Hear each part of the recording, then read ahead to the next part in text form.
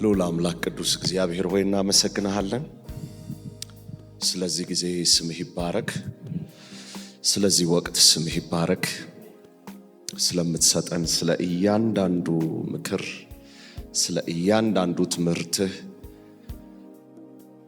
አቤቱ የሰማይ አምላክ ቅዱስ እግዚአብሔር እንደሚፈስ ጠል ዘይት ስለሚሆንልን፣ ውስጣችንን ስለሚያረሰርስ፣ ውስጣችንን ስለሚለውጥ፣ ወደ አዲስ ምዕራፍ፣ ወደ አዲስ ሕይወት፣ ወደ አዲስ መንገድ እየከተተን ስላለ እናመሰግንሃለን። ሁሉ ለስም ክብር ይሁን በጌታ በኢየሱስ ስም አሜን። መዝሙር 91ን እናወጣለን። እንኳን ደህና መጣችሁ። መዝሙር 91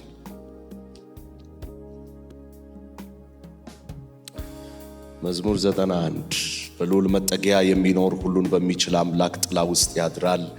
እግዚአብሔርን መጠጊያዬ ምሽጌ የምታመንብህ አምላኬ እለዋለሁ። እርሱ ከአዳኝ ወጥመድ ከአሰቃቂ ቸነፈር ያድንሃልና በላባዎቹ ይጋርድሃል። በክንፎቹ ስር መሸሸጊያ ታገኛለህ። ታማኝነቱ ጋሻና መከታ ይሆንልሃል። የሌሊትን አስደንጋጭነት በቀን የሚወረወረውን ፍላጻ አትፈራም። በጨለማ የሚያደባ ቸነፈር በቀትርም ርፍራፊውም አያሰጋህም። በአጠገብህ ሺህ በቀኝህ 10 ሺህ ይወድቃሉ፣ ወደ አንተ ግን አይቀርብም። በዓይንህ ብቻ ትመለከታለህ፣ የክፉዎችን መቀጣት ታያለህ። እግዚአብሔርን መሸሸጊያ ልዑልን መጠጊያ አድርገዋልና ክፉ ነገር አያገኝህም። መቅሰፍት ወደ ድንኳን አይገባም። በመንገድህ ሁሉ ይጠብቁህ ዘንድ መላእክቱን ስላንተ ያዛቸዋልና እግርህ በድንጋይ እንዳይሰናከል በእጆቻቸው ወደ ላይ ያነሱሃል። በአንበሳና በፉኝት ላይ ትጫማለህ። ደቦል አንበሳና ዘንዶውን ትረግጣለህ። ወዶኛልና እታደገዋለሁ፣ ስሜን አውቋልና ከልለዋለሁ። ይጠራኛል እመልስለታለሁ። በመከራው ጊዜ ከእርሱ ጋር ሆናለሁ። አድነዋለሁ፣ አከብረዋለሁ፣ ረጅምንም ዕድሜ አጠግበዋለሁ፣ ማዳኔንም አሳየዋለሁ። ክብር ሁሉ ለእግዚአብሔር ይሁን። ዛሬ የመንፈስ ቅዱስ ስጦታና ባህሪና መሪነት። እስቲ በሉልኝ፣ የመንፈስ ቅዱስ ስጦታ፣ ባህሪና መሪነት። እነዚህን እናያቸዋለን። ትልቁ ነገር ለምንድን ነው ባህሪ? ትልቁ ነገር ለምንድን ነው የመንፈስ ቅዱስ ስጦታና ባህሪ መሪነት ሰፓሬትሊ እንድናይ የሚያስፈልገን? የመንፈስ ቅዱስን ስራና ኃይል ዊዛውት ኮምፕሮማይዝ ያለምንም ማቅማማት እናከብራለን። ምን ማለት ነው? በቅዱሳን ሕይወት ውስጥ የሚገለጠው የመንፈስ ቅዱስ ምን ስራ? መንፈስ ቅዱስ በግልጽ ለአገልግሎት፣ ለምስክርነት፣ ቤተ ክርስቲያንን ለማነጽ የተለያዩ ስጦታዎችን ምን ይላል? ይሰጣል። ማ በሉት፣ ድገሙት። ነገር ግን የመንፈሳዊ ስጦታ መኖር በዛ ሰው ውስጥ መንፈሳዊ ስጦታ በሷ ላይና በሱ ላይ ተገልጧል ማለት ያ የመንፈስ ቅዱስ ስጦታ መገለጡ ብቻ መኖሩ ብቻ የመሪነት ሙሉ ብቃት ማረጋገጫ አይደለም። እውነተኛ መንፈሳዊ መሪነት የሚገነባው በሁለት መሰረቶች ላይ ነው። ብቻውን የተንጠላጠለ አይደለም። ማንም ምን ኤጲስቆጶስነትን ቢመኝ ጌታ ሆይ ብላችሁ ከእግዚአብሔር ዘንድ በተጠራ ጥሪ ተመርጫለሁ ብላችሁ እመኘዋለሁ፣ ቆሜ ባገለግለው ጌታን እድል ቢሰጠኝ ብትሉ ተጠርታችሁ ከሆነ የናንተና የሱን የኔና የሱን ሁለቱ መሰረቶች ካልተከበሩ አትችሉም ነው። አትችሉም። this is biblical መጽሐፍ ቅዱሳዊ ነው። ባድሎ አይሆንም።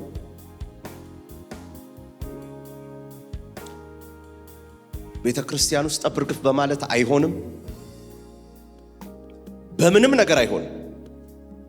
ይሄ ነው የሚለው ሁለት ነገሮች ለአገልግሎት የሚያስችል የእግዚአብሔር ጸጋ ነው። መሪውን ብቁ የሚያደርጉ ደግሞ የመንፈሳዊ ብስለት ምልክቶች ናቸው። ሁለት ነገሮች ፓራላል እናያለን። አንደኛ የመንፈስ ቅዱስ ኃይልና ስጦታ። የመንፈስ ቅዱስ ኃይልና ስጦታ። ሁለተኛ የክርስቶስ ባህሪና የተለወጠ ህይወት። መሪውን ኳሊፊኬሽን የሚያሳልፉት ማን ናቸው? የተለወጠ ህይወት። የተለወጠ ህይወት ለመሪነት ከሌና አቅብር ይኸው ይላል። ይኸው ተመልከቱልኝ።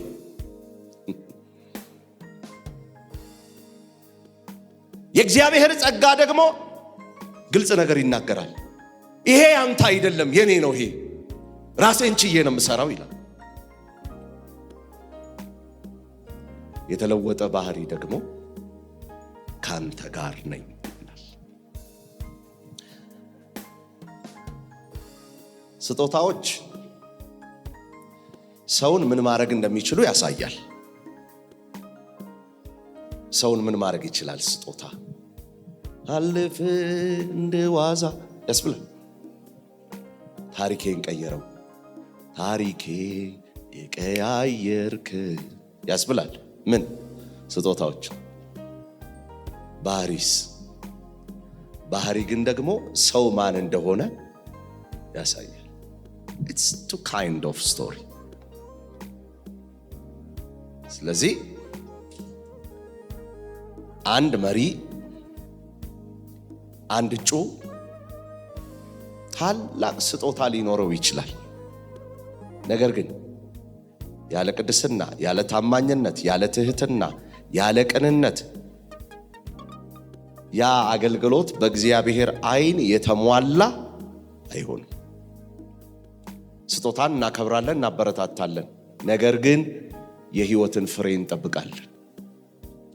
ምክንያቱም ስጦታዎች የሚሰጡት ለምንድን ነው? ለአገልግሎት በሉልኝ እስቲ። የመንፈስ ፍሬ ግን የክርስቶስን ባህሪ በእኛ ላይ ምን ይላል? ይገልጣል። ስለዚህ ምክንያት የሆምሴል አገልግሎት መሪዎች የሚመረጡት ወዘተረፈ በስጦታቸው ሳይሆን በህይወታቸው ምስክርነት። ስጦታ ሲባል FREE ፍሪ በሳይል በሉት ውስጥ ስጦታ ነፃ ይመጣና ላይ ባስደናቂ ጥሪ ሲገባ ምን ያደርጋል? ልዩ ሰው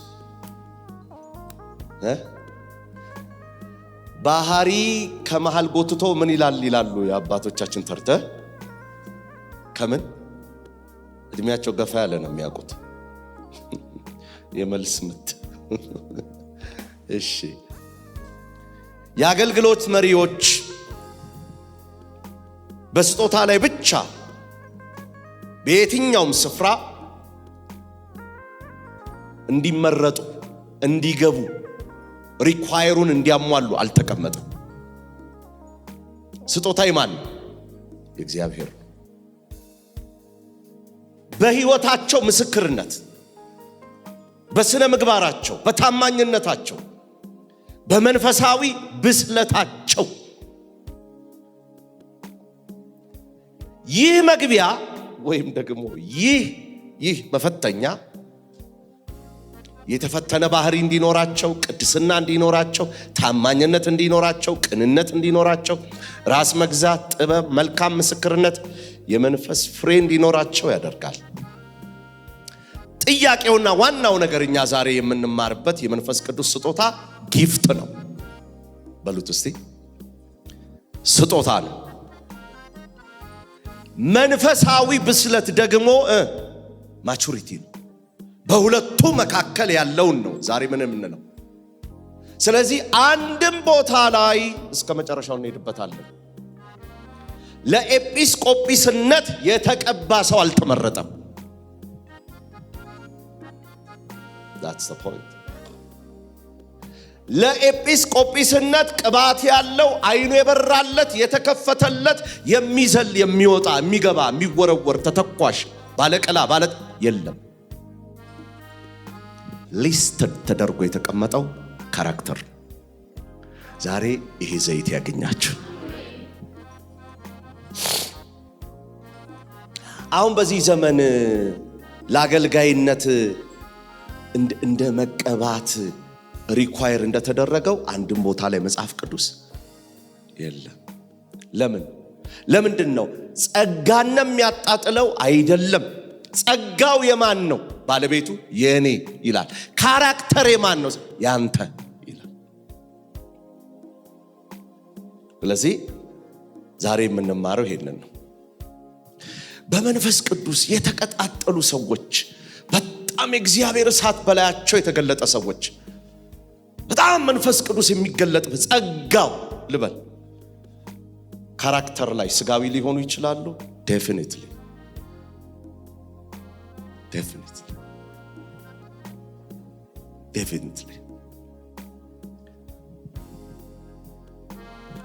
ስጦታ የእግዚአብሔር ነው።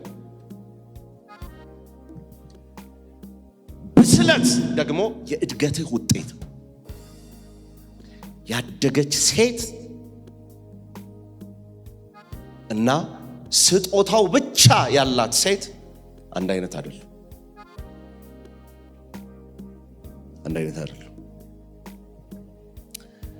አንደኛ ቆሮንቶስ ምዕራፍ 1 ቁጥር 7 አንደኛ ቆሮንቶስ ምዕራፍ 1 ቁጥር 7 ምን ይላል?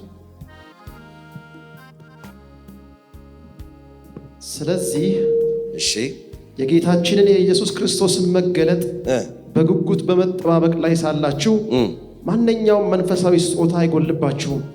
ማንኛውም የጸጋ ስጦታ መንፈሳዊ ስጦታ አይጎድልባችሁም። ሙሉ ናችሁ። አንድም ቦታ ላይ ጳውሎስ እዚህ ጋራ አጉድሏል የሚለው የለም። ሙሉ ነው። ምን አልኩኝ? በሉት ጸጋው ምንድነው? አላጎደለባቸው። አንደኛ ቆሮንቶስ ምዕራፍ 3 ከቁጥር 1 እስከ 3 ላይ ደግሞ ስንሄድ እነዚሁ ጸጋ የሞላባቸው ቆሮንቶሳውያን ቤተሰቦችን ምን ይላቸዋል? ወንድሞች ሆይ በክርስቶስ ገና ሕፃናት እንደመሆናችሁ ኢማጂን ያልጎደለባቸው ጸጋው የሞላባቸው ቆሮንቶሳውያን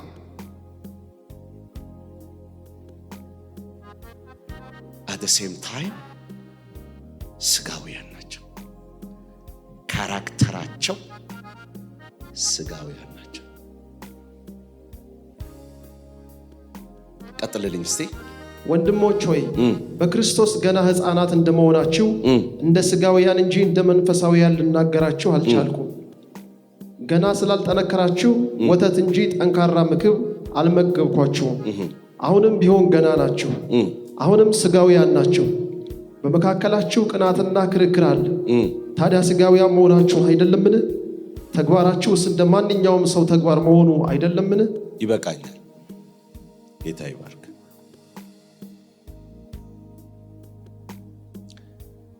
አልጎደለባችሁም። ቆሮንቶሳውያን አንድስ የጸጋ ስጦታ በመካከላችሁ ምን አላለም? አላጎደለባችሁም፣ አይጎድልባችሁም። ሰጪው ኦልዌይስ አብሯችሁ ነው ያለው። የጸጋው ባለቤት when it is come character ገና ሕፃናቶች ናቸው። እንደዚህ ከመሆን እግዚአብሔር ይጠብቃችሁ። እንደዚህ መሆን ይሁንላችሁ። እጆቻችሁን አንሱ። በጌታ በኢየሱስ ስም በሉ። ጌታ ሆይ ባህሪዬን እንድትለውጠው እለምንሃለሁ። ይህ የሚያሳየው ሰው ስጦታ ሊኖረው ይችላል፣ ነገር ግን ባህሪው ያልበሰለ መሆኑን የሚያሳይ ክፍል። የመንፈስ ቅዱስ ስጦታ that's my point ከባህሪ ይለያል። ቸርች በጣም ብዙ ሜምበሮች ይመጡና እርስ በርሳቸው ቁጭ ሲሉ ሲያመልኩ በቃ የመላእክ አምልኮ ነው ጉባኤ ውስጥ። ከዛ የጎንዮሽ በምንሆንበት ሰዓት ላይ ደግሞ ማንጠብቃቸውን ነገሮች እናያለን። ማንም ነፃ በተሰጠው ስጦታ ሰውን ኢቫሉዌት ማድረግ አይችልም። ሰውን ኢቫሉዌት ማድረግ የሚችለው በካራክተሩ። አመል ያወጣል ከመሃል። በሉልኝ እስቲ በሉልኝ። አንተ ጌታ ይባርክ። በቃ ሳምንት እንዳትቀር እሺ። ሰው የሚያሳየው ሁለት ነገር ነው። አንድ አገልጋይ ነፃ የተሰጠውንና የሚያሳድገው ባህሪ ከሌለው ኳሊፋይ አይደለም። በጉባኤ መሃል ተቀብቻለሁ፣ ተጠርቻለሁ፣ በትየቦሰናም በከሌም ተነግሮኛል፣ ህልም አለኝ፣ ራእይ አለኝ። ጧት ቆሻሻ ሲያወጡ እንደሚያወጡት ጥሩምባ ጆሮአችሁ እስኪያማችሁ ድረስ ሊጮህ ይችላል። ጳውሎስ ይህን ሰው ጳውሎስ እችን ሴት ቢያያት አልጎደለባችሁም፣ ምክንያቱም የመንፈስ ቅዱስ ስጦታ ሰጪው መንፈስ ቅዱስ ዴዲኬትድ ስለሆነ አላጎደለባችሁም። ከናንተ አይቶ ሳይሆን ከናንተ ጠብቆ ሳይሆን ነፃ ስለሆነ በት እናንተ ግን አላደጋችሁም። ስለዚህ ምኖች ናችሁ ይላችኋል? ሕፃናቶች ናችሁ።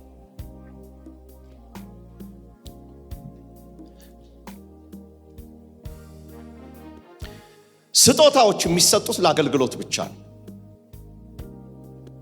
አንደኛ ቆሮንቶስ ምዕራፍ 12 እናንብበው።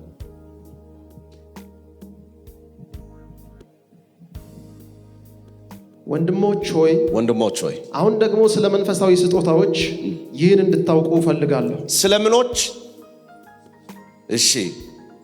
አረማውያን በነበራችሁ ጊዜ እሺ፣ ወዲያና ወዲህ በመነዳት ዲዳ ወደ ሆኑ ጣዖታት እሺ፣ ቀጥል። ዲዳ ወደ ሆኑ ጣዖታት በመነዳት ወደ ጣዖታት እንደተወሰዳችሁ ታውቃላችሁ። ስለዚህ ማንም በእግዚአብሔር መንፈስ የሚናገር ኢየሱስ የተረገመ ነው የሚል የለም። እንደዚሁም በመንፈስ ቅዱስ ካልሆነ በቀር ማንም ኢየሱስ ጌታ ነው የሚል እንደሌለ እነግራችኋለሁ። ስጦታዎች ልዩ ሲሆኑ መንፈስ ግን አንድ ነው። እሺ። አገልግሎትም ልዩ ሲሆን ሊስን በጥንቃቄ ጌታ ግን አንድ ነው። ስጦታዎች ልዩ ሲሆኑ እሺ፣ መንፈስ ግን አንድ ነው። የመንፈስ ቅዱስ ስጦታ በአንደኛ ቆሮንቶስ ምዕራፍ 12 አውድ አፈታት በግልጽ የሚናገረው ለአገልግሎት።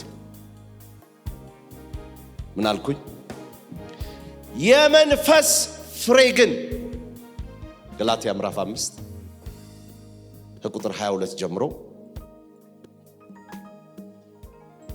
የመንፈስ ፍሬ ግን ፍቅር፣ እሺ፣ ደስታ፣ እሺ፣ ሰላም፣ እሺ፣ ትዕግስት፣ እሺ፣ ቸርነት፣ እሺ፣ በጎነት፣ ታማኝነት፣ እሺ፣ ገርነት፣ እሺ፣ ራስን መግዛት ነው።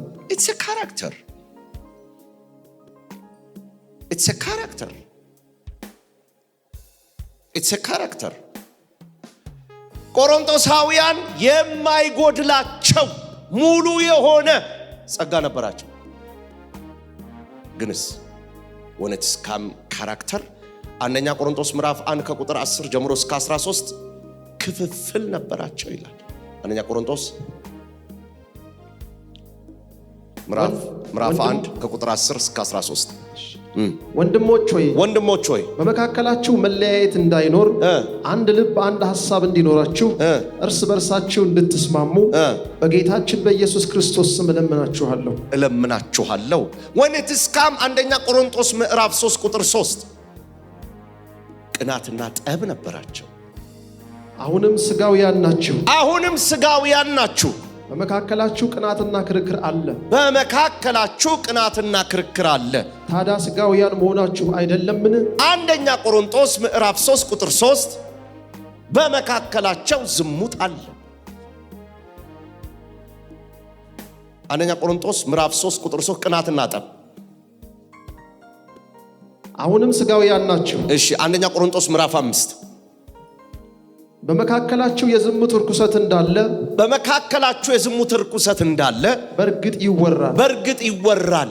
እንዲህ ያለው ርኩሰት በአረማውያን ዘንድ እንኳን ታይቶ የማይታወቅ ነው። የአባቱን ሚስት ያገባ ሰው አለና የልቅነቱ መጠን የአባቱን ሚስት ሁሉ ያገባል። የት? የመንፈስ ቅዱስ ጸጋ ስጦታ ያለበት። ሌላውስ አንደኛ ቆሮንቶስ ምዕራፍ 6 ፍርድ ቤት የክስ ቻርተር አለ፣ መካሰስ አለ፣ መወነጃጀል አለ። በለው እስቲ ከመካከላችሁ አንድ ሰው ከሌላው ጋር ሙግት ቢኖረው ጉዳዩን በቅዱሳን ፊት በማቅረብ ፈንታ እንዴት ደፍሮ በማያምኑ ሰዎች ፊት ለመፋረድ ያቀርባል? ይሄም ብቻ አይደለም። አንደኛ ቆሮንቶስ ምዕራፍ 12 ቁጥር 14 ምን ይላል? አካል የተሰራው ከብዙ ብልቶች እንጂ ከአንድ ብልት አይደለም። እግር እኔን እጅ ስላልሆን የአካል ክፍል አይደለሁም ቢል ይህ በማለቱ የአካል ክፍል መሆኑ ይቀራልን? በትዕቢት የመንፈስ ቅዱስን ስጦታዎች በትዕቢት መጠቀም ይሄ ሁሉ ነበራቸው። የት? ቆሮንቶስ ቤተክርስቲያን ውስጥ ምን ነበራቸው? አንደኛ ቆሮንቶስ ምዕራፍ 1 ቁጥር 7 አንብብልኝ። ስለዚህ የጌታችን የኢየሱስ ክርስቶስን መገለጥ በጉጉት በመጠባበቅ ላይ ሳላችሁ እያላችሁ በዚህ ግለት ውስጥ እያላችሁ አንዳች ጸጋ ምን አላለባችሁም? አልጎደለባችሁም ይላል አይልም? በማንኛውም መንፈሳዊ ስጦታ አይጎልባችሁም። ስጦታው ምን አላለባችሁም? ባልጎደለበት ቦታ ውስጥ ኮራፕትድ የሆነ ካራክተር ነበር።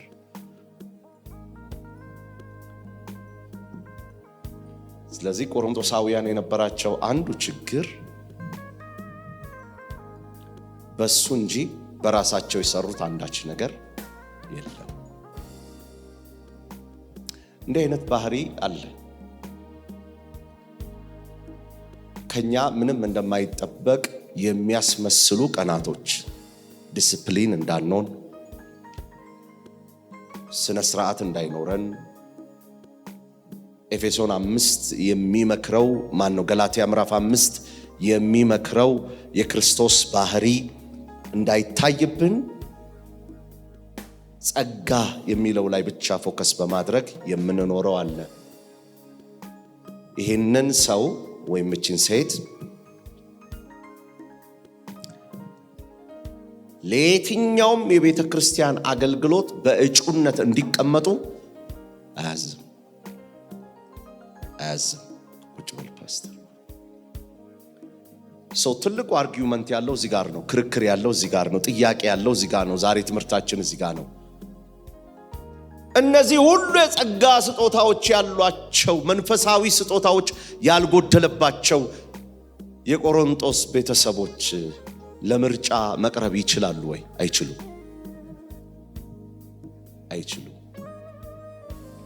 አይችሉም። ምክንያቱም የመሪነት መለኪያዎች እጩዎች በቤተ ክርስቲያን አገልግሎት ውስጥ የሚሳተፉ እጩዎች ምን አይነቶች ናቸው? አንደኛ ጢሞቴዎስ ምዕራፍ 3 ከቁጥር 1 እስከ 7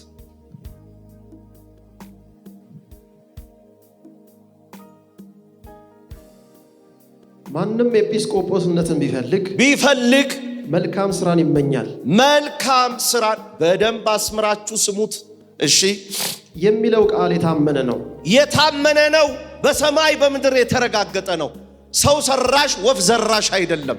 በማህተም የተመታ ነው፣ የተረጋገጠ ነው። በጣም በተቀባ በጣም ራእይ በሚያይ በጣም ህልም አለኝ በምትል በጣም በምትቀጣጠል PhD CHD ዶክትሬት whatever it is no, it's a big question no የለም። እሱ ለህይወታችን ይጠቅመናል። መማራችን እሺ ቀጥል። ቢመኝ እንግዲህ የቤተ ክርስቲያን ኤጲስቆጶስ የማይነቀፍ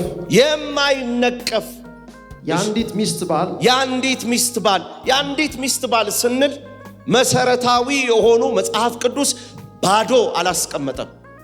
መሰረታዊ የሆኑ ፍቺዎችም ቢሆኑ መሰረታዊ የሆኑ ማንዋሎች አሉት። ምን አልኩኝ? ይኸውላችሁ ለሚመቸንና ለምንፈልገው አናደርገው። እኛ ሶላ ስክሪፕቹራል ስንል ቃሉ በኩዮሽ በዚህ ቃሉ ከታች ሳይሆን ቃሉ የበላይ ነው። በሉልኝ እስቲ ቃሉ የበላይ ነው በሉ። የቃሉ ገዢነት የሚያንቀሳቅሳት ቤተ ክርስቲያን ነች። የሁኔታዎች የበላይነት አያንቀሳቅሳትም። ይሄ ሊሰመርበት ይገባል። እሺ ልከኛ ይሰመርበት። ራሱን የሚገዛ በስርዓት የሚኖር እንግዳ ተቀባይ ማስተማር የሚችል የማይሰክር የማይጣላ ግን ጨዋ የሆነ እሺ የማይጨቃጨቅ ገንዘብንም የማይወድ ሊሆን ይገባል።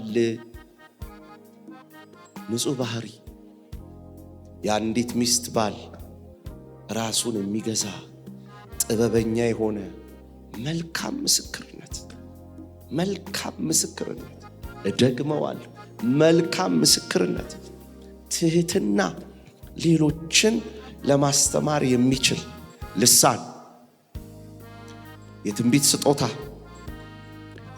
የፈውስ ስጦታ፣ የድንቅ ተአምራት አይልም። ለመሪነት መስፈርቶች አልተቀመጡም። ለመሪነት ወይም ለአገልግሎት አንድን አባል እጩ የሚያደርገው የሚለካው በሚኖሩት መጽሐፍ ቅዱሳዊ መለኪያ ባህሪዎች ናቸው። ቲቶ ምዕራፍ 1 ቁጥር 5 እስከ 9 ቲቶ ምዕራፍ 1 ቁጥር 5 እስከ 9 አንተን በቀርጤስ የተውሁህ እሺ ገና ያልተስተካከለውን ነገር እንድታስተካክልና እሺ ባዘዝኩ መሰረት በየከተማው ሽማግሌዎችን እንድትሾም ነው። አንተን በጠርሴስ የተውኩ ቀጥልልኝ። ያልተስተካከለውን ነገር እንድታስተካክልና ባዘዝኩህ መሰረት በየከተማው ሽማግሌዎችን እንድትሾም ቀጥልልኝ። ከ5 እስከ 9 ደግመህ አንብብልኝ። አንተን በቀርጤስ የተውኩ ገና ያልተስተካከለውን ነገር እንድታስተካክልና ባዘዝኩ መሰረት በየከተማው ሽማግሌዎችን እንድትሾም ነው። ሽማግሌ ነቀፋ የሌለበት የአንዲት ሚስት ባል፣ ልጆቹም አማኞችና በመዳራት ወይም ባለመታዘዝ ስማቸው የማይነሳ ይሁኑ። ኤጲስቆጶስ የእግዚአብሔርን ሥራ ባለአደራ እንደመሆኑ የማይነቀፍ ሊሆን ይገባዋል። ይኸውም ትምክህተኛ፣ ግልፍተኛ፣ ሰካራም፣ ጨቅጫቃና ተገቢ ባልሆነ መንገድ ለጥቅም የሚሮጥ ሊሆን አይገባም። ከዚህ ይልቅ እንግዳ ተቀባይ፣ በጎ የሆነውን ነገር የሚወድ፣ ራሱን የሚገዛ፣ ቅን፣ ቅዱስና ጠንቃቃ ሊሆን ይገባል።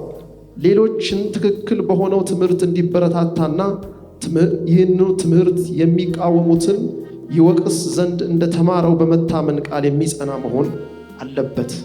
ክብር ለእግዚአብሔር ይሁን። መንፈሳዊ ስጦታ በሷ ላይ መንፈሳዊ ስጦታ በሱ ላይ መኖሩን አንድ ሰው ቁጭ በል ለመሪነት አያበቃው፣ ለአገልግሎት ብቁ አያደርገው። መጽሐፍ ቅዱስ የመሪነትን ብቃት የሚለካው በተዘረዘሩት ባህሪዎች ናቸው። የአገልጋይ ሕይወት ከስነ ምግባር ከወጣ ሁልጊዜ ጥል፣ ክርክር፣ ስድብ፣ መረበሽ፣ ሰዎችን ማቃለል፣ ክብረ ነክ የሆኑ ድርጊቶችን መስራት ለእግዚአብሔር ስም ስል ነው። ለእግዚአብሔር ስም ስል ነው እንዲህ መሆነው ቢልም ያ የክርስቶስን ባህሪ ያሳይ። ልብ አድርጎ የእግዚአብሔር ቤተሰቦች በየትኛውም የመጽሐፍ ቅዱስ መስፈርት የሚጣላ ሰው ለአንድ ደቂቃ በእግዚአብሔር ቤት ውስጥ አገልጋይ መሆን አይችልም። እንዴት ያለ ጭንቅ፣ እንዴት ያለ ከባድ፣ እንዴት ያለ መብት የሚነፈግበት፣ እንዴት ያለ ባርነት፣ ጆሮ መበሳት። ትምህርቱን አስታውሱት። እርቃን አደባባይ ላይ ወጥቶ መታየት፣ ገበያ ቦታ መሰጠት፣ እንዴ ከመብታችሁ የሚገፈፍበት ቦታ፣ አፋችሁ ውስጥ ጨርቅ የሚጠቀጠቅበት ቦታ፣ ዝም ዋጥ ያለበት ቦታ የት ነው ብትሉ አገልጋይነት ላይ። አትችሉም፣ መጣላት አትችሉም። ኤጲስቆጶስነትን የሚመኝ ሰው አይጣላም፣ በፍጹም አይጣላም። that's the one of requirement። የሚጣላ ሰው አገልጋይ ያልሆነ ሰው። በሌላ ቋንቋ የምትጣሉት ትክክለኛ የሆነ መብትና ትክክለኛ የሆነ ነገራችሁ ላይ ሊሆን ይችላል። አንድ ተረት ትዝ ይላችኋል። ወደሽ ከተደፋሽ ቢረግጡሽ ታሰ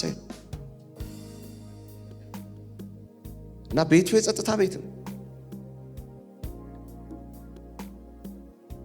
አንድ የቤተ ክርስቲያናችን መንፈሳዊ ልጄ የእግዚአብሔር ሰው በቃ ለሱ ብለሽ ተጣልተሽ ለሱ ብለሽ በጣም ብዙ በቃ እንዴት እንዲህ ላሉ ብዬ ተከራክሬ አለች እና እዚህ መተው ጉባኤ መተው በጣም ይቅርታ ምናምን ሲሉት አቅፏቸው ችግር የለም አገልግሉ ይላቸዋል አለች። እኔ ለሱ ተቃጠልኩ አለች። እና let me tell you something። አገልጋይ ባልሆን ጥርሳቸው ነበር ማውልቆ ብሏል አንዱ ወንድም። እና አሁን ይግባችሁ ለምን እንደሆነ ሚስጥሩ። የእግዚአብሔር ቃል ሁለተኛ ጢሞቴዎስ ምዕራፍ 2 ከቁጥር 24 እስከ 25 የጌታ ባሪያ ግን የዋህ ለማስተማር ምን ያህል አንብብልኝ እስቲ እንጂ እስቲ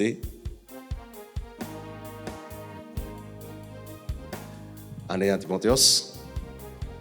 ጢሞቴዎስ ሁለተኛ ጢሞቴዎስ ምዕራፍ 2 ከቁጥር 24 ጀምሮ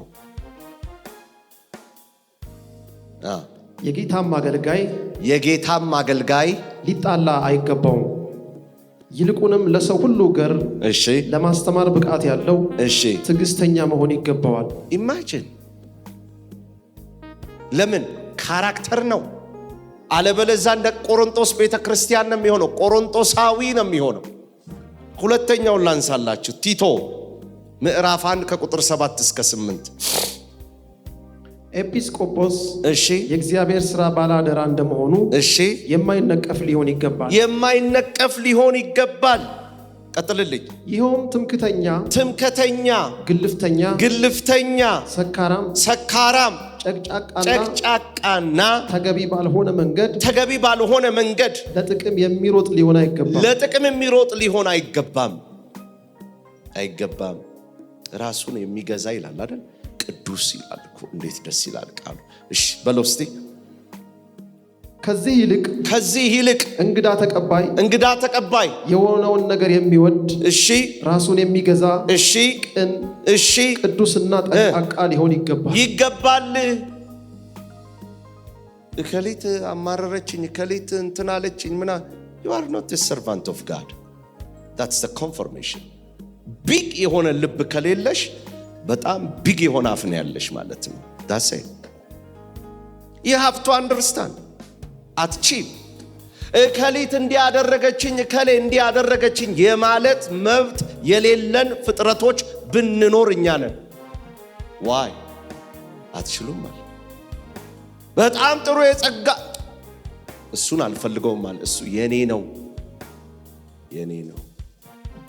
ወገኖቼ። እኔ ዛሬ የምጸልየው ትክክል ያልሆነው ነገር ከኛ ላይ ይነቀል በጌታ በኢየሱስ ስም። በጣም አፋችንን አስፍተን የምንናገረው ነገር ላይ በጣም ትኩረት ያስፈልገናል። አንድ ሰው መንፈሳዊ ስጦታ ሊኖረው ይችላል፣ ነፃ ነው። እረኛውን ከመሬት አንስቶ ስጦታውን ሰጥቶ ማክበር የሚችል ሁላችንም ለመመረጣችን በመንፈስ ቅዱስ በእኛ ላይ ለሚገለጠው ስጦታ የትኛው ባህሪያችን ነው ክሬዲቱን የሚወስድ? የት ጥግ ላይ ጥሩ ሆናችሁ ጠበቃችሁኝ ብሎን ነው? nothing። አንዳንዶቻችን የማይገባ ቦታ፣ አንዳንዶቻችን እንደ ቆሮንቶሳውያን ሆነን አያችሁ። ግንስ when it is come ግን እጩነት when it is come ግን ኃላፊነት መብታችሁን ገፈዋለሁ እቀደዋለሁ አትችሉም ማለት። ስለዚህ ቅድም ያልኳት ተረት እዚች ጋር ትሰራለች። መንፈሳዊ ስጦታ ሊኖረን ይችላል ስንል ወደሽ ከተደፋሽ ይረግጦሽ እና ባሪያ የሚለውን ትዝ ይላችኋል አይደለ? አደባባይ ላይ ወጥቶ ርቃኑን የሚታይ ያስተማርኩት ክላስ በቃ ማንም እጁን እግሩን እያነሳ ምንም ይለው የሚበረብረው አደባባይ ላይ የወጣ ሮማውያኖች እንዴት እንደሚያሰቃዩት አይተነዋል አይደለ? በጣም ከሄዳችሁ እኮ ህፍረተ ስጋውን ሁሉ እኮ አይሸፍንም፣ መብት የለው። ሌሎቹ ለብሰው ሲወጡ እሱ አይለብስም። ሌሎቹ ሲንቀሳቀሱ እሱ አይንቀሳቀስም። ሌሎቹ ሲበሉ ሲጠጡ እሱ ፀሐይ ላይ ነው። ለምን? ባሪያ ነዋ፣ ሊሸጥ ነዋ። ከተገዛ በኋላ ምልክት ከተደረገበት በኋላ ለሌላ መሆን። አሁን ብዙ ፍላጎቶቻችን በእኛ ላይ ዴቨሎፕ እያደረጉ ያሉት ህፃናቶች ስለሆነ ነው፣ ስላላደግን ነው። የክርስቶስ ባህሪ በእኛ ህይወት ካልተገለጠ ማገልገል አንችልም። በቤተ ክርስቲያን ውስጥ 1000 ዓመታት ልንቀመጥ እንችላለን፣ ግን የትኛውም የእግዚአብሔር ቃል ለእናንተና ለእኔ ድጋፍ አይሰጥም። አይዟችሁ፣ ድጋፍ የሚሰጠን እጆቻችሁን ዝቅ አድርጉ። ለተኩስ አዘጋጃችሁ አንዳንዶች። ድጋፍ የሚሰጠን የእግዚአብሔር ቃል በግልጽ ይሄ ነው። በቤቴ ላይ የተስተካከለ ነገር እንዲኖር፣ የተበላሸው መስመር ያለው እንዲሆን መሾም የምትችለው በዚህ ሪኳይርመንት ነው። በየትኛው ሪኳይርመንት? በጣም ጸጋ ያላቸው በጣም ስጦታ ያላቸውን ሳይሆን በጣም ትሁታን የሆኑ በጣም ዝምተኞች የሆኑ የሚሰደቡ ሉክ እግሬን ይዩት ጫማ የሚጠረግባቸው እነሱን ነው ለማን የምፈልገው አለ። ለቤቴ ስራ የሚፈልግ አንደኛው እንዴት አይነት ጸጋ ቢረዳን ነው ወደዚህ አይነት ነገር ልናድግ የምንችለው? እንዴትስ አይነት ትሁት ብንሆን ነው? ኦ ሎርድ እግዚአብሔር አይኖቻችንን ይክፈት እና ይሄንን ስታዩ መሪውን እረኛውን የመቱበት የደፈሩበት በቃ ልብሱን የገፈፉበት ጌታ ኢየሱስን እንዴት ሲያሰቃዩት እንደነበረው ላይ ከደቀ መዛሙርቱ አንዱ ጴጥሮስ ሰይፍ ይዞ የሚጓዝ ሰው ነው፣ ጆሮ ቆራጭ። ጌታ ኢየሱስ ግን የሚያረጉትን አያውቁምና ምን በላቸው ማለት it's very hard። እግዚአብሔር ካጫችሁ በጣም ከባድ ኃላፊነት ነው። ለምን? ገላትያ ምዕራፍ 5 የመንፈስ ፍሬ ግን ደስታ፣ ፍቅር በሌለባት ዓለም ውስጥ ፍቅር አርቲፊሻል እንደ ከረሜላ ተመጦ በሚጣልበት ዘመንና ትውልድ ውስጥ ሁሉ ወረተኛ፣ ሁሉ ትቷችሁ የሚሄድ በሚሆንበት፣ ሁሉ ከናንተ ጥቅምን ፈላጊ በሆነበት በዚህ ትውልድ ላይ እንዴት አይነት የአጋፔን ፍቅር ማሳየት ትችላላችሁ? ከቤታችሁ አይጀምርም? ፍቅር እጦት ከልጆቻችሁ አይጀምርም?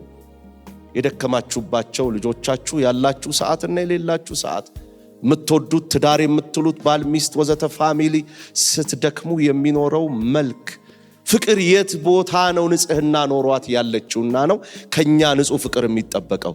እና አያገባችሁም ነው የሚለን። እናንተ ግን ልትኖሩ የሚገባው ብሎ ይሰጠናል።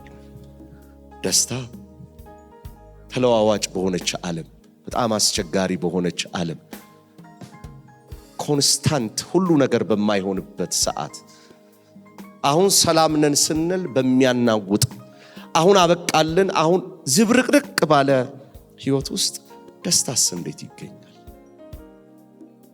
እንዴት ይገኛል? ሰላምስ እንዴት ይገኛል? ትዕግስትስ ሁሉ እንደ ልቡ በሚሆንበት ቦታ ላይ እንዴት ትዕግስትን? አያችሁ፣ ይሄ ሁሉ በራሳችሁ ላይ መጥረቢያና መፋስ መሳያ ካላደረጋችሁ በቀር የሚሰሩ ባህሪዎች አይደሉም። ስለዚህ አንድ ሰው የመንፈስ ስጦታ ሊኖረው ይችላል። የክርስቶስ ባህሪ ካልተገለጠበት ግን ህይወቱን በዚህ መንገድ በትህትና ካልመራ መጽሐፍ ቅዱስ ለመሪነት ያስቀመጠውን መስፈርት አያሟላም። እግዚአብሔር ከስጦታ በፊት የሚመለከተው የሰውን ምንድነው? ባህሪና ፍሬ ነው። ስለዚህ እውነተኛ አገልጋይ መለኪያው የአገልግሎቱ ኃይል ብቻ ሳይሆን በየቀኑ በክርስቶስ ህይወት ላይ በመመላለሱና የሚኖረው የመንፈሳዊ ፍሬ የማፍራቱ ጉዳይ ነው። አንድ ሰው የመንፈሳዊ ስጦታ ቅባት፣ የአገልግሎት ውጤት ሊኖረው ይችላል። ህይወቱን ግን በቋሚነት በጠብ፣ ህይወቱን ግን በቋሚነት በስድብ፣ በትዕቢት፣ በመረበሽ፣ በክፉ ንግግር፣ በማያቋርጥ ክርክር የሚገልጥ ከሆነ የክርስቶስ ባህሪውን አያሳይም። በጠቅላላ ተርቡላንስ እንደተነሳበት አውሮፕላን የሚርገበገቡ በየቲክቶኩ ከስር ከላይ በጠቅላላ they are not born again at the end of the day why? ተሳዳቢዎች፣ ተራጋሚዎች ስለሆኑ ለእግዚአብሔር ቤት ቀናን ብለው የሚሰሩ፣ የሚናገሩ፣ የሚያወሩ አንድም የመሪነትን መስፈርት አያሟሉ። መስፈርቱ ከስጦታ በፊት ተቀምጧል። ስጦታው የኔ ነው አለ። መስፈርቱ ደግሞ የናንተ ነው። ስለዚህ ትህትናን፣ ራስን መግዛትን፣ ትዕግስትን በየዕለቱ በክርስቶስ ህይወት በመመላለስ ራሳችንን ለእጩነት ማንም ኤጲስቆጶስነትን ቢመኝ የሚለውን በቃ ከእግዚአብሔር የሆነ ጥሪ ያለኝ የምንል ከሆነ እነዚህን ነገሮች በየዕለቱ አቮይድ ማናረግ ከሆነ how come to be a leader? how come? አንደኛ ጢሞቴዎስ ምዕራፍ 3 ከቁጥር 1 እስከ 7 ይናገራል። እሺ ማንም ኤጲስቆጶስነትን ቢፈልግ፣ እሺ ይድገመው። ማንም ኤጲስቆጶስነትን ቢፈልግ እሺ መልካም ስራን ይመኛል እሺ የሚለው ቃል የታመነ ነው። እሺ እንግዲህ የቤተ ክርስቲያን ኤጲስቆጶስ የማይነቀፍ የአንዲት ሚስት ባል፣ ልከኛ፣ ራሱን የሚገዛ፣ በስርዓት የሚኖር፣ እንግዳ ተቀባይ፣ ማስተማር የሚችል፣ የማይሰክር፣ የማይጣላ፣ ጨዋ የሆነ፣ የማይጨቃጨቅ፣ ገንዘብንም የማይወድ ሊሆን ይገባዋል። ስጦታ የእግዚአብሔር የጸጋ ስጦታ ነው።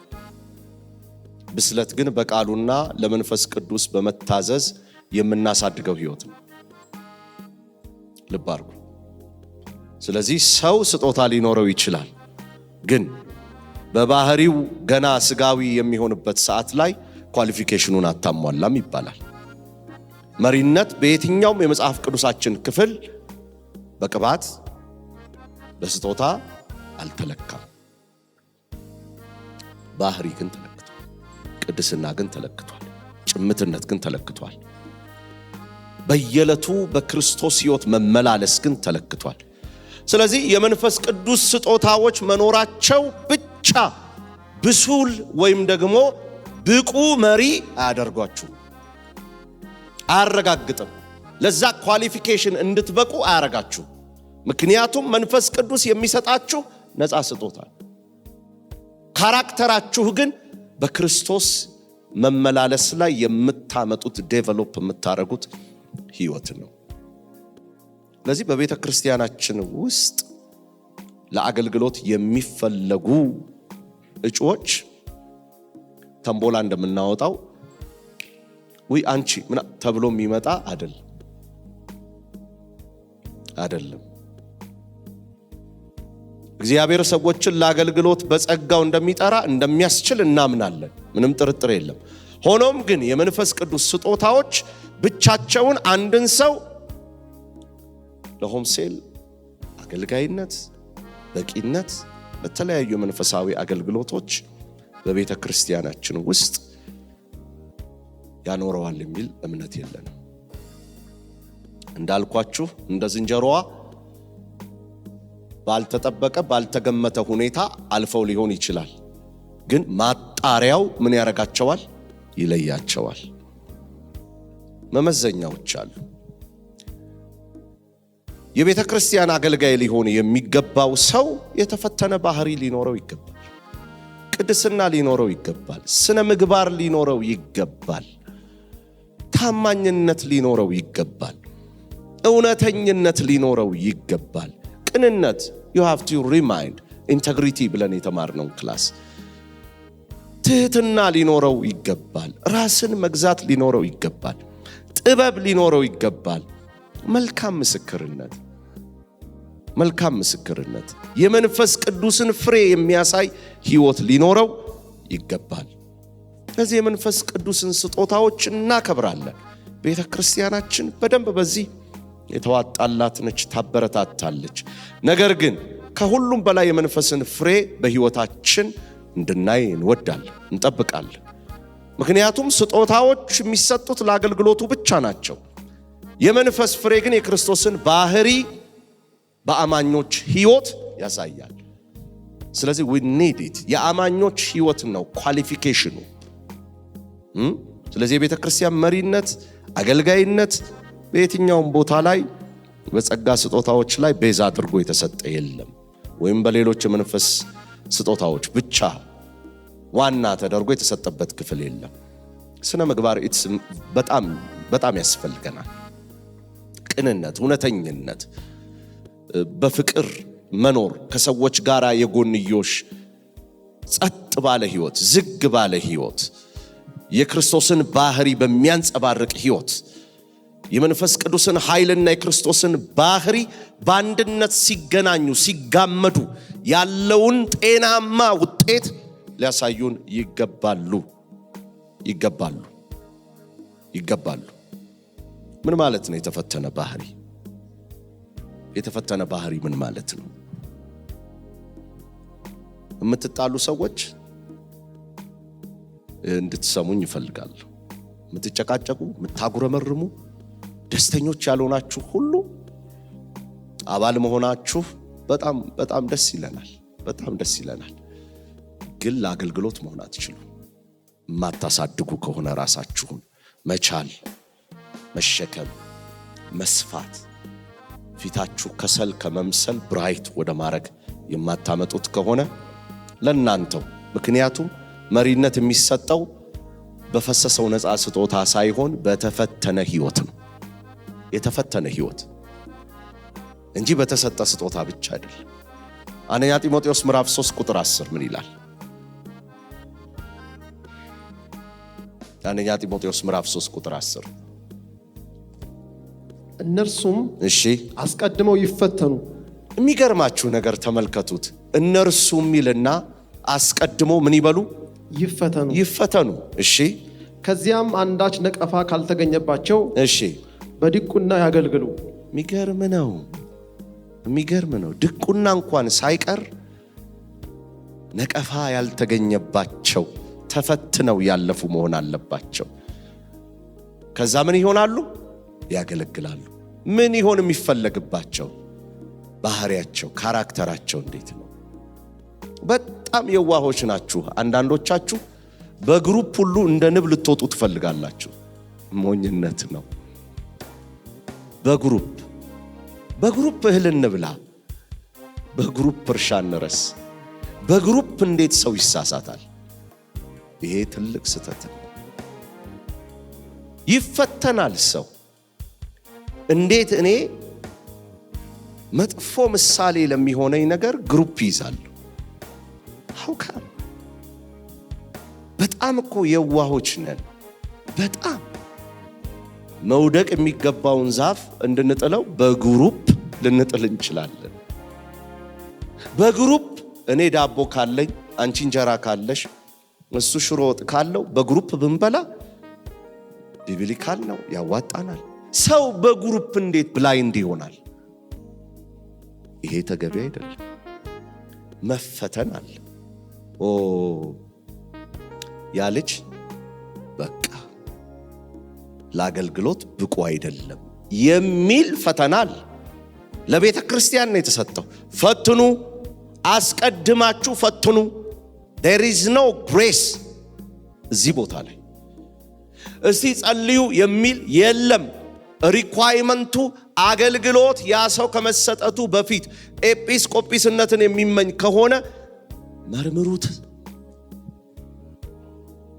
ቀኑን ሙሉ እየተጣላሽ እንኳን ለእግዚአብሔር ቤት አገልግሎት ለራስሽ ለገዛ ቤትሽ ሰላም አትመከሪ። ብዙ አይነት የአእምሮ ረብሻ ያለባቸው ሰዎች አሉ። እነዚህ የአእምሮ ረብሻ ያለባቸው ሰዎች ወደ አገልግሎቱ ሲመጡ ቴሮራይዝድ ነው የሚያደርጉት። በቃ የእግዚአብሔር ቤት የሻሞላ ስብስብ። ፈርስት ኦፍ ኦል ከሁሉም ነገር በፊት keep your mind, keep your peace። ሰላም ይኑርህ። ምክንያቱም እግዚአብሔር የምን አምላክ ነው? የሰላም አምላክ ነው፣ የሁከት አምላክ አይደል። from the beginning ሕፃን ልጅ ሆኖ ስትቀጠቅጡት፣ እኛ መቼም ታስታውሳላችሁ እድገቶቻችን፣ አብዛኛው እድገቶቻችን እንዳሆኑ እንደዚህ ዘመን እንደ እንቦቆቅላ ተደርገን አላደግንም። ማለት መብሉም መጠጡም ሊኖር ይችል ይሆናል፣ ግን በብዙ ሰዎች መካከል ላይ ይጋራል የምለው ነገር አይደለ? ይገባቸዋል። እህል ጋር ስትቀርቡ እስቲ ተቀርብና አንተ በግልምጫ ኮስተር ተደርገሽ ምናምን ነው ያደግነው። እናንተ ቤት ልዩ ነበር። እናንተ ቤት በሜኑ ነበር መሰለኝ። ያንን አይተን ስለሆነ ያደግነው፣ ድብድብ አይተን ስለሆነ አብዛኞቻችን ያደግነው፣ ንጹህ ሕሊና ለብዙ ነገር የለን። ለብዙ ነገር እግዚአብሔር ይፈውሰን። የእግዚአብሔር ቤት የምን ቤት ነው? ዲስፕሊኖች፣ ትሁታኖች፣ እስቲ አሜን በሉ። ስነ ምግባር የሞላቸው ታዛዦች የሆኑ እጅግ ለቃሉ ታማኞች የሆኑ እንጂ ረባሾች የሚያገለግሉበት አይደለም። እንዴ at the end of the day እኮ እነዚህ ሰዎች ሰማይ የምንገባበትን ነው ምን የሚሉት የሚናገሩት። እንኳን ለሰማዩ ለምድሩ አብሮ በሰላም መኖር እግዚአብሔር ይርዳን። አሜን አትሉም? ስለዚህ አስቀድመው ይፈተኑ። ባልና ሚስት የሆናችሁ ሰዎች ቤታችሁ ሰላም ባይሆን፣ ቤታችሁ ቢበጠበጥ፣ ባልየው ነጋ ጠባ ቢል ወይ ሚስትየው ብትል እና በጣም ያማረ ውድ የሆነ ቀጠሮ ቦታ ላይ ብትሄዱ ወይም ደግሞ የምትሰሩበት ቦታ ላይ ምን አይነት መልክ ይታይባቸዋል? አስታውሳለሁ ጣሊያን ሀገር እያለሁ አንዲት እህት ሁልጊዜ ከባሏ ጋር ከፍተኛ የሆነ ግጭት አለባት እና ጧት ተጋጭተው ተረባብሸው ይሄ እውነተኛ ታሪክ ነው የምነግራችሁ። በጣም ዋጋ ከፍላ ነው የምትሄደውና ዳቦ ቤት ነው የምትሰራው። ልክ ካውንተር ላይ ስትቆም በጣም ብዙ ሰው ኮምፕሌን ያደርግባታል። በጣም ብዙ ሰው። ከዛ አለቃዋ ጠራት። ያኔ ጸሎት ላይ ነው ይሄንን ያቀረበችው። አለቃዋ ሲጠራት እያለቀሰች ነገረችው። ያለችው ይሄ ነው፣ ከባለቤቴ ጋር ስለማልስማማ ፊት ለፊት ስቆም ፊቴ ላይ ይሄ አንዳንድ ሰው መልካቸው ማይደበቃል ይገባቸዋል ምለው የሆነ ችግር ሲገጥማቸው ፊታቸው ላይ የሚታይ እንደዛ ሆኝ እና ያላት ግልጽ ነገር ይሄ ነው። ቤትሽን እዛው ስራዬን ደግሞ እዚህ የመጨረሻ ዋርኒንግ ሰጥሻለሁ አላት። ምን ልላችሁ ነው? በጣም የብዙዎቻችን የነውጥ ሚስጥር ቤተክርስቲያን አይደለም ያላችሁበት ቦታ ሰላም አለን በእናንተ ህይወት ውስጥ አለመኖር የሚታወቁ ሰዎች። ስለዚህ መጽሐፍ ቅዱስ በተፈተነ ህይወት እንጂ በነፃ በተሰጠ ስጦታ ላይ መሪዎችን እንድናወጣ አይፈቅድምም አያዝምም። ነቀፋ የማይገኝባቸው ብቻ ያገልግሉ ይላል። እግዚአብሔር ይርዳን። ቲቶ ምዕራፍ 1 ቁጥር 7 ምን ይላል?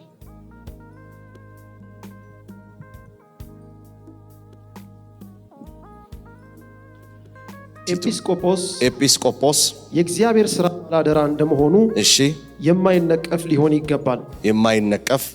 ሊሆን ይገባል። እሺ ይኸውም ትምክተኛ፣ ግልፍተኛ፣ ሰካራም፣ ጨቅጫቃ፣ ተገቢ ባልሆነ መንገድ ለጥቅም የሚሮጥ ሊሆን አይገባም። ከዚህ ይልቅ እንግዳ ተቀባይ፣ በጎ የሆነውን ነገር የሚወድ፣ ራሱን የሚገዛ፣ ቅን፣ ቅዱስና ጠንቃቃ ሊሆን ይገባል። በጣም ከባድ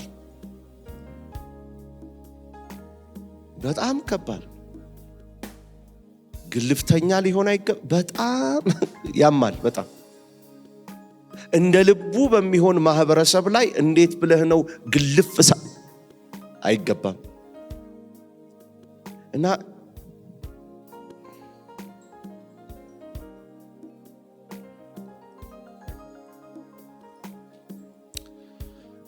አንድ አባት ሲናገሩ የእውነተኛ አገልጋዮች እድሜ አጭር ነው አሉ።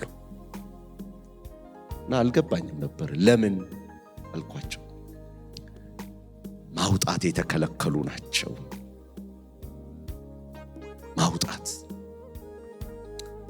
ማውጣት አይችሉም። ራበኝ ማውጣት አይችሉም። አመመኝ ማውጣት አይችሉም። ደከመኝ ማውጣት አይችሉም። እከሊት ማውጣት አይችሉም። ሁሉ ነገራቸው ምን ያለ ነው? ከሆነ ትውልድ በኋላ ሽፍት ያደረገ ይመስለኛል። ከሆነ ዘመን በኋላ የቀደሙት አባቶች እነዚህን ሪኳየርመንት በተቻለ ያህል እንኳን ፈጽመውታል። ለምሳሌ እንግዳ መቀበል በሚለው ላንሳ።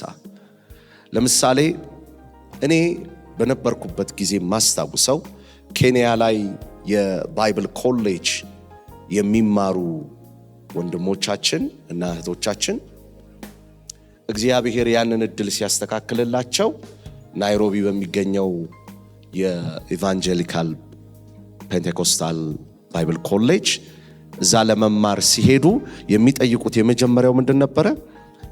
በናይሮቢ ላይ ማን ክርስቲያን አለ ነበር የሚባለው። ማን አለ ይባላል፣ ይጠየቃል። አብያተ ክርስቲያን ውስጥ ያሉ ቸርቾች ይጠየቃሉ። ንፉግነት የለም። በህብረት የአንድ አባት ልጆች መሆናችንን ኤክሰርሳይዝ የተደረገበት ዘመን ነበረ። ስለዚህ ክፍል አለው የለም፣ ሴት ልጅ አለው የለም፣ ወንድ አለ የለም። ለምሳሌ ሴት ሄዳ ብትገባ ወንድ ካለ ሌላ ነገር እንዲህ የሚባል ነውር የሆነ ነገር አይታሰብም። በታማኝነት ባስ ሄዶ ትራንስፖርቱን ትኬቱን ቆርጦ ይሄዳል። ከዛ በኋላ እዚህ ቦታ ጋር ኢቭን ኢፍ አብሮ መብላት የአንድ የመሪ ኳሊፊኬሽን ነበረ። ባካችሁ ወደ ጥንቱ ይመልሰን። እጆቻችሁን አንሱ እስቲ። ወደ ጥንቱ መልሰኝ በሉ እስቲ።